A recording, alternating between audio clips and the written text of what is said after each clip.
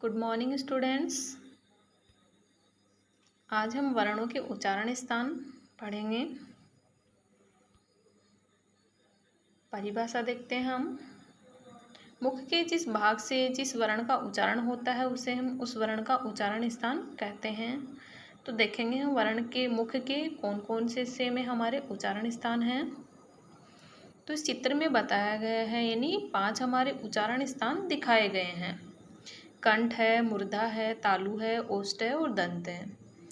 तो अब हम इनको क्रम वाइज पढ़ेंगे। प्रथम हमारा कौन सा उच्चारण स्थान है? पहला हमारा उच्चारण स्थान है कंठ, जिसको एक सूत्र के माध्यम से बताया गया है। अकु है विसर्जनीय नामा कंठ है। अकु है विसर्जनीय नाम कंठ है। उसमें आते हैं ए वर्ण। कु का मतलब होता है क वर्ग है, यानी है वर्ण हमारा, और विसर्ग जो हमारे कंठ से उच्चारित होते हैं। तो इसमें आते हैं अकार। अकार का मतलब ए और आ। क वर्ग यानी क, ख, ग, घ, अड़। और हैकार का मतलब है वर्ण। विसर्जनीय का मतलब है विसर्ग वर्ण का उच्चारण हमारे कंठ से होता है। इस चित्र में दिखाया गया है कंठ हमारा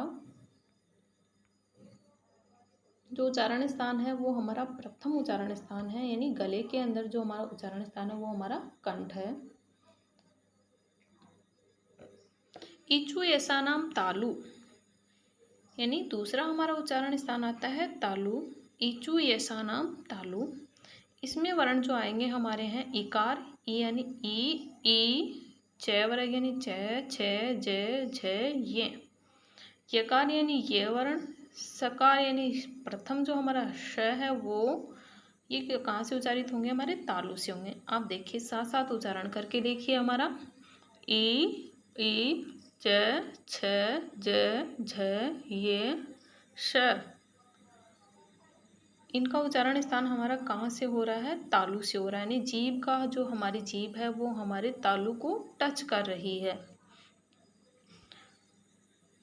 तीसरा हमारा उच्चारण स्थान है मूर्धा। ऋतु रसाणाम मूर्धा।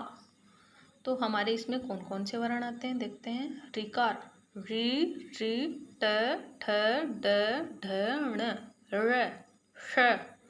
इनका उच्चारण हमारे मूर्धा से होता है, यानी जो हमारा उच्चारण स्थान है, देखिए जब हम इनका उच्चारण करेंगे तो जीभ हमारी मूर्धा को टच करेगी, यानी जो ये स्थान है यहाँ हमारी जीभ आएगी। उच्चारित करके देखिए एक बार। ऋ, ट, ठ, ड, ढ, ण, र, श। इनका उच्चारण हमारे मूर्धा को, यानी जीभ हमारी थोड़ा सा घूम के और हमारे मूर्धा को टच कर रही है। चौथे नंबर का जो हमारा उच्चारण स्थान है लरितु लसानाम दंता। लरितु लसानाम दंता, यानी जो मुख के जीभ है हमारी दांतों को टच करेगी।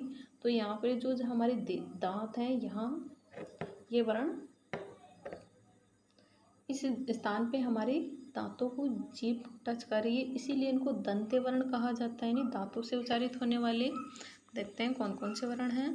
लरिकार लरी, ल यानी ल वर्ण होता है वो, और जो संस्कृत में हमारे स्वरों में लरी आता है, लरी, त, थ, द, ध, न। ल, स यानी जो तीसरा स होता है हमारा दांतों से उच्चारित होता है, यानी जीभ हमारी दांतों को टच करती है और दोनों ओर से हमारे मुख से हवा निकलती है, यानी दोनों दांतों के दोनों ओर से हवा निकल रही है। उच्चारित कीजिए सभी। लरी, त, थ, द, ध, न, ल, स यानी जीभ हमारी दांतों को टच करती है, तीसरा स जब हम उच्चारित करते हैं। तो इस प्रकार हमारे तीनों से उच्चारित हो चुके हैं। पहला हमारा है तालव्य स है, दूसरा हमारा मूर्धन्य स है और तीसरा हमारा दंत्य स है।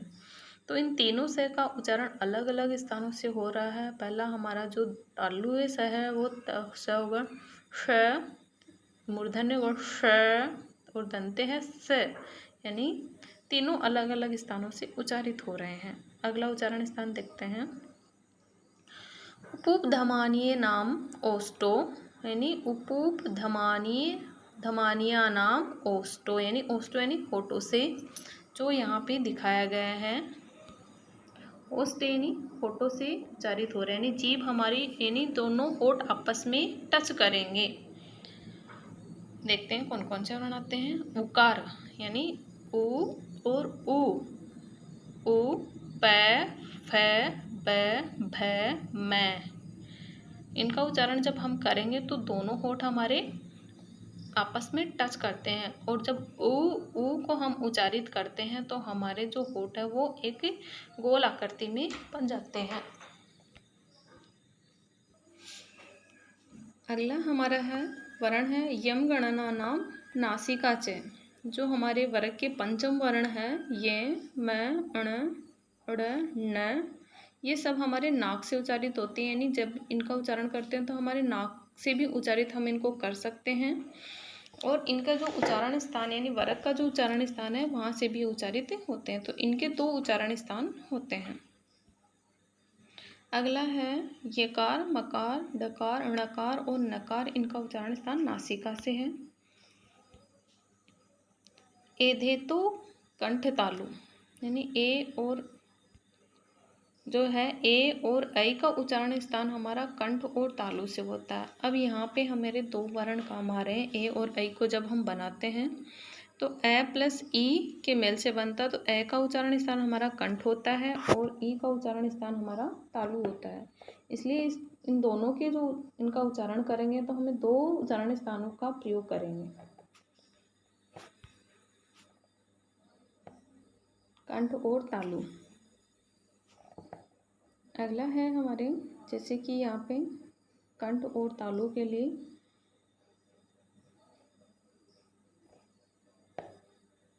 यहाँ दिखाया गया है कंठ और तालु, यानी ए यहाँ से हमारे कंठ से होगा, तालु से हमारा ई होगा।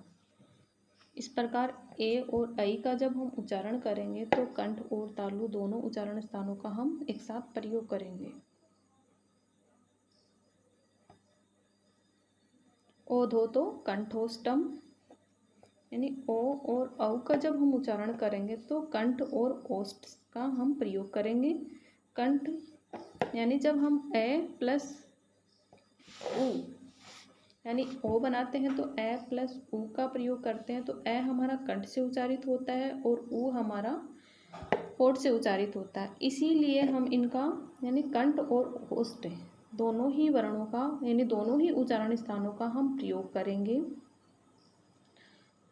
तो ओ और औ के उच्चारण के लिए हमें कंठ प्लस ओष्ठ दोनों का एक साथ प्रयोग करेंगे। ओ और औ का उच्चारण स्थान कंठ और ओष्ठ होगा। वकार से दंतोष्टम, व का उच्चारण करने के लिए हमें दंत और ओष्ठ यानी दांत और होठों दोनों का प्रयोग करेंगे।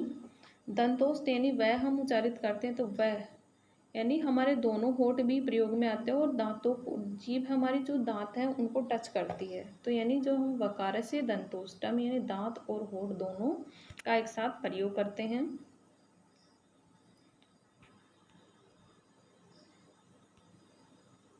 जिहा मूल्य से जिहा मूलम, यानी जिहा के जहाँ मूल से हमारा जो वर्ण होते हैं, जिहा मूल्य वर्णों में हम पढ़े थे क और ख, यानी क और ख के जो अर्ध विसर्ग का प्रयोग करते हैं वो हमारे जिहा मूल्यम होते हैं और उनका उच्चारण हमारे जिहा के जहाँ से मूल है वहाँ से हमारे इन वर्णों का उच्चारण होता है।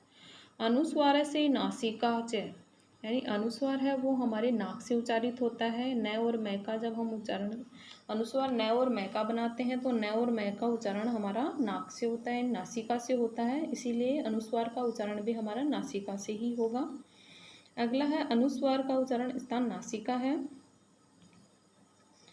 क ख इति, क अर्ध विसर्ग यानी जो जिहा मूल्य वर्ण है हमारे वो क और ख से पूर्व अर्ध विसर्ग का प्रयोग करके वो हमारे जिहा मूल्यम कहलाते हैं।